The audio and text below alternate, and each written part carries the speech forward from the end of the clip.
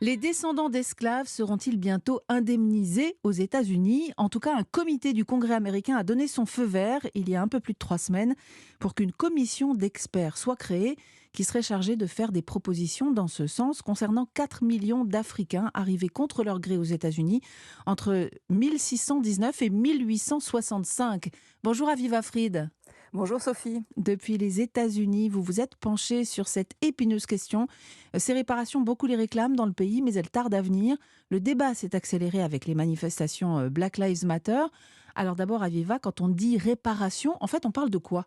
Alors les réparations, comme vous l'avez dit, c'est l'indemnisation qui devrait être accordée aux descendants d'esclaves pour compenser les siècles durant lesquels les Afro-Américains ont été maltraités, exploités avec la Hmm. bénédiction du gouvernement.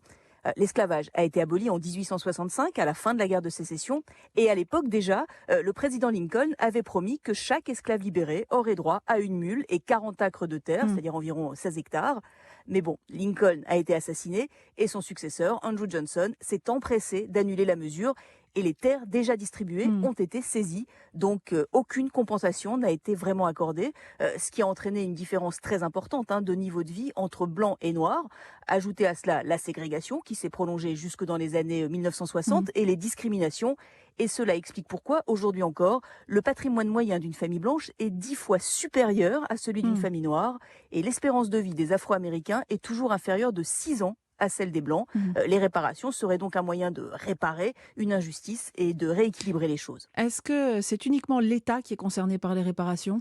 Ouais, alors l'État a bien évidemment une énorme responsabilité puisque l'esclavage était autorisé, mais les institutions privées ont aussi un passé très marqué par l'esclavage, notamment dans les universités. Mhm. On va prendre l'exemple de Georgetown, l'université de Washington, fondée en 1789 par les jésuites et dirigée par eux.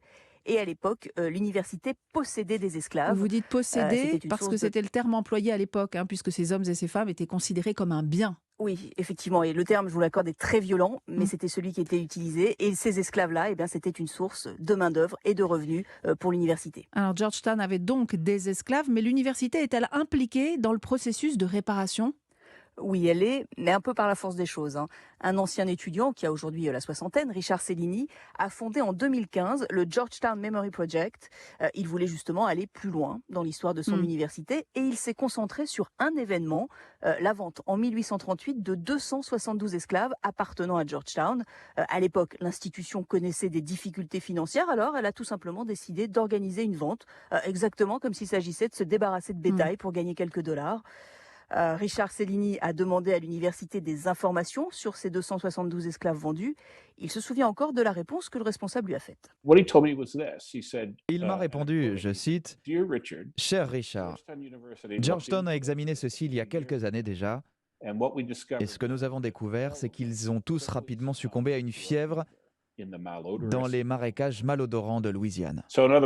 En gros, il voulait dire qu'ils étaient tous morts et qu'il n'y avait pas de traces ni de descendants. Et je me suis dit, mais ce n'est vraiment pas possible, car même pour le Titanic, il y a eu des survivants. Donc c'est à partir de là que j'ai décidé que je devais rechercher les esclaves de Georgetown et leurs descendants directs. Une réponse à la limite de la mauvaise foi, hein. Alors qu'a donné la recherche de cet ancien étudiant? Finalement, l'université a accepté de regarder son passé en face, d'autant qu'avec son équipe de généalogistes, Richard Cellini a retrouvé la trace de plus de 10 000 descendants directs des 272 esclaves vendus. Parmi eux, Mélissande Short-Colon, une femme qui a aujourd'hui 67 ans. Et il y a 4 ans, quand elle a été contactée par le Georgetown Memory Project, elle a lâché sa carrière de chef en Louisiane pour s'inscrire à Georgetown, car entre-temps, l'université a décidé d'accorder des facilités financières aux descendants des esclaves vendus en 1838. Mélissande Short-Colon est la première descendante à avoir profité de ce programme. Quand elle m'a emmenée sur le campus, elle était particulièrement fière. J'ai ramené ma famille ici. Ils font partie de tout ça. Je fais ça pour eux. Nous sommes l'histoire américaine. Ma famille, elle est aussi importante que celle de George Washington. Eux, c'étaient des esclavagistes. Nous, nous étions asservis. Alors au-delà d'une ristourne, sur les frais d'admission, l'université fait-elle autre chose pour assumer sa responsabilité à Viva? Oui, Georgetown a évoqué la création d'un fonds de 400 000 $ pour les descendants, un fonds qui devrait être alimenté par des dons privés, ce qui énerve profondément les étudiants, dont certains descendants d'esclaves, qui eux proposaient une taxe réparation, une petite somme de 27 $, mais dont s'acquitteraient chaque année tous les étudiants de la fac, en plus des frais d'inscription. La mesure était surtout symbolique, mais elle aurait permis à Georgetown de prendre ses responsabilités, alors que là, c'est un peu comme si d'autres payaient les fautes du passé, sans compter qu'on ne sait pas trop comment l'argent va être distribué et utilisé, ce qui dérange bien sûr les descendants comme Sandra Thomas, dont les parents de son arrière-arrière-grand-père faisaient partie des 272 de Georgetown. Les réparations, ce n'est pas de la charité. Les réparations sont le paiement d'un dû. Je pense que les réparations doivent être payées directement aux descendants. Ce qu'ils font avec cet argent, cela les regarde. Qu'ils aient leur libre arbitre. C'est ce que nous n'avions pas quand nous étions esclaves. Nous n'avions pas de libre arbitre. Mais ça, c'est dans un monde idéal. Alors on parle d'un dû, mais comment peut-on calculer ces réparations? Quelle somme pourrait compenser toute cette souffrance?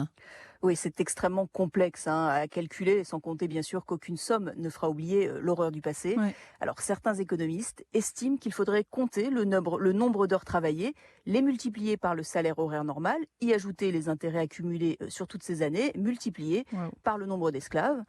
D'autres s'appuient sur la richesse produite par les esclaves ou bien encore sur le patrimoine qui aurait dû être accumulé. Du coup, les chiffres varient, mais les sommes sont astronomiques. On parle de près de 20 000 milliards de dollars. C'est 4 fois le budget annuel américain. Alors les regards se tournent aujourd'hui vers cette commission d'experts. De qui est-elle composée et quel est son calendrier?